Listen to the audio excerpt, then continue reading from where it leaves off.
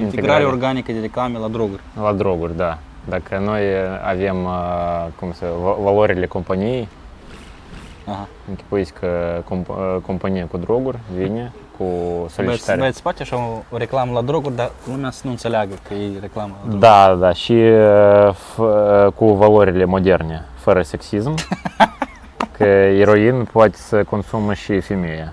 Da, fără de asta. Da, ea are bani pentru asta, pentru că noi suntem pentru egalitate. Asta tot e, da. Vă rog frumos, fără porcării de astea, cu glume de gen femeie da, da. stai la bucătărie. Noi avem reputație și noi vrem, da, să ținem la nivel. Spate ceva de genul că hei, femeia nu trebuie să stai numai cu praful alb, nu numai făină. Da. Făină sau detergent. Da. Este alt detergent. Poți folosi oricând, droguri. Da. Da, eu tot cred că se poate. Dacă voi aveți SRL cu droguri ceva legat, suntem deschiși. Nu băi, da, oamenii nu se înțeleagă, noi consumăm droguri foarte rău. Da, foarte scump. Dăunează grav buzunarului. Da. Da, mai departe. Reclamă nativă la bomba atomică, da. Da. Dar deci noi avem nevoie ca să... Deci avem un produs nou. Da, produs nou. Noi avem la promoție. Noi nu am testat. Da, eu nu pot să zic despre efecte, nu știu. Nu știm încă, pentru că suntem în proces de... Facem buget acum. Da. Avem nevoie de ofertă, da.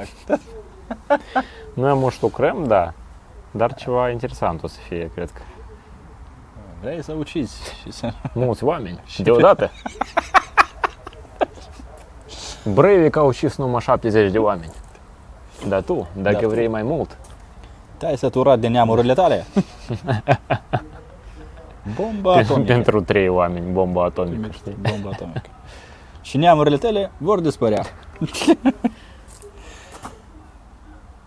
Ai bombă.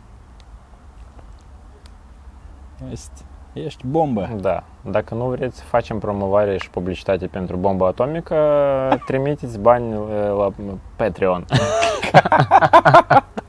Să nu ajungem noi să facem reclamă la bombe atomice în halul ăsta chiar să... Bun, ucide nu bomba atomică. Care sunt plusuri? O să spunem... Da, trebuie să spuneți avantaje. Ucide numai oameni răi. Da. Dacă aproape lângă omul răutăcios este om bun, bomba nucleară nu lucrează pentru om bun. El nu moară. Chiar dacă ei stau pe scaun, aproape. Unul de altul. Unul, de exemplu, îmbrăcat în albastru, dar unul... Da, altul e rău, în negru. În violet. Numai negru moare. Da. Om în negru. Da. Da. Dar dacă să faceți, vă rog, o publicitate pentru un elixir care învie. Care? Asta e bere de dimineață. Nu, e că este om mort. Brief. Este omul mort și îi torni elixir în gură și el învie. Care sunt avantaje? Ai uitat să iei datorie de la mort? Nu e clar pentru cine a rămas apartament? A uitat să lase testament? Elixirul nostru. Mort a avut credite? Mort.md. Scoală mort.md. Adevărat a înviat.md.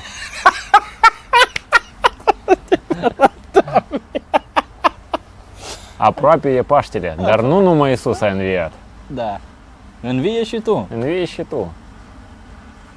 Apropo, de ce Iisus a înviat fiecare an? Diferit? Da, diferit. Da, de ce așa? Păi boring, data nu. Eu nu pot să la lucru așa, o să zic. Eu astăzi la ora 15 o să vin, pentru că Iisus tot venit fiecare dată în timpul diferit. Pentru că Crăciun, fiecare an în același an. Adică el se naște în același an. În aceeași zi, 25 decembrie sau 7 ianuarie. 7 ianuarie, când vrei. Da. Dar învii așa în dăți diferite. Poate e ocupat. Poate e ocupat, așa? Băieți, anul ăsta eu am Am corporativ. Nu pot. Am fotosesie. Trebuie să fac niște apă în gin. Da. Și... Da, am contract cu... Apropo, dar tu și crezi despre oamenii care se supără de la glume despre Dumnezeu? Alexandru a făcut amai un Reels. Și acolo oamenii s-au supărat. Au zis că nu e scurt, huliești că asta. Eu cred că dacă tu crezi în Dumnezeu, eu am fost credincios la școală. Cât? 2 ceasuri? 2 ceasuri te-ai rugat să spui nota 6? Spui nota 6? Măcar 6. Ți-a pus 4 și balea, nu cred în Dumnezeu. Nu cred, da, gata, dezamăgire. Nu, dacă tu, eu nu știu, fiecare om crede diferit по-разному. Da. Și, de exemplu, când eu am fost credincios, eu mă gândeam că Dumnezeu, El cel mai puternic. Are toată puterea și el nu poate să supără la pe niște oameni care trăiește 70 de oameni pentru o glumă. Asta înseamnă că el chiar ascultă fiecare glumă despre dânsul și așa. Nu, dacă să luăm în calcul că el tot știe fără ca tu să... Nu, adică el nu trebuie să asculte, știi? Dar, și el e așa supărăcios? Tu, Alexandru Ghețan la Budweiser în Chișinău a glumit despre mine. Da, dar nu supără Dumnezeu, asta e ideea. Supără oameni, da.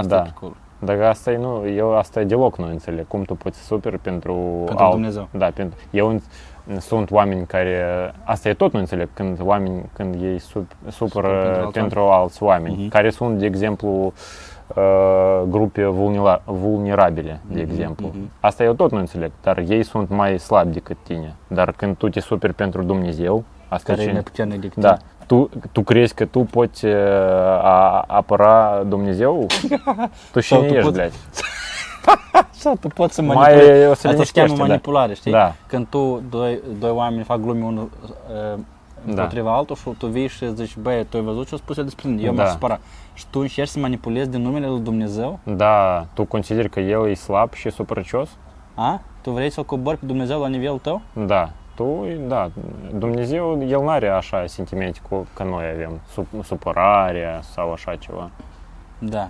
Dumnezeu e... Nu e frumos. Asta e tu... Nu e frumos? Да. Это ты обижаешь Бога. Da. Asta tu tot superi pe Dumnezeu. Da. Și eu am supărat pentru Dumnezeu acum. Cu pricoalele astea tale. Da. Да, noi am rezolvat. Cred că. De exemplu, как это оскорбление чувств верующих? Este, chiar în română nu există asta, în Rusie este așa, dosar penal pentru asta. Este dosar penal? În Rusie, da. Так erau Pussy Riot, care au dansat la biserică și ei chiar au stat la pușcărie. Și asta nu înțeleg. Poate au dansat urât, de asta au stat. Poate dacă dansau frumos. Ceva cu coreografie nu era bine și da, nota 5. Urât! Da, asta eu nu înțeleg. Cum tu poți să ascărbi чувства? Da. Eu cred în dragoste, eu sincer cred în dragoste și cineva spune dragoste nu există și eu și trebuie să fac. Am supărat. Și cum asta lucrează? Este oameni care apără pe Moș Crăciun? Dacă e că tu vii și spui că nu există Moș Crăciun. Da, eu pe profesori de muzică, cum noi am vorbit. Da. Și spuneam că este cineva care trebuie să dea în judecată pe omul care a zis. Dar dacă eu cred nu în Dumnezeu care, eu de exemplu cred în Neptun. Sunt așa oameni acum. Dar cineva spune că apă face nu Neptun, dar om. Sau gura cainarului. Și eu zic nu, Neptun face. Dar el spune gura cainarului. Și fapt că gura cainarului există, eu supăr din cauza asta. Pentru că eu cred în Neptun. Băi, vezi, asta e ideea, că trebuie să crezi cât mai mult timp și cât mai mulți oameni să creadă. Și dacă cât mai mulți oameni cred între asta, asta deja se formează ca un fel de dogmă, știi? Da. Și când oamenii cred și pe urmă tu dintre asta scoți știi? Da. Că dacă noi să începem să credem foarte tare în ploaie, știi? Da. Ploaie e ceva sfânt. Da, ploaie, eu văd măcar ploaie, dar Dumnezeu n-am văzut niciodată, dacă sincer. Da, bă, Da. în icoane, n-ai văzut Dumnezeu. Da, nu, asta e cum oamenii cred că Dumnezeu arată, dar noi nu știm. Poate dacă el arată ca Salma Hayek, eu cred în Dumnezeu. Pentru că eu o iubesc. Nu știu, mai ca Domnul arată. Hai. Băi, eu cred. Eu cred. Pentru că ea are suflet mare. Da. Dacă e asta Dumnezeu așa a creat, eu cred în Dumnezeu a făcut omul pe chipul și asemănarea lui. Înțelegi? Așa e frumos Dumnezeu. Da, Așa e frumos da. Dumnezeu. Bravo Dumnezeu. Da. Bravo!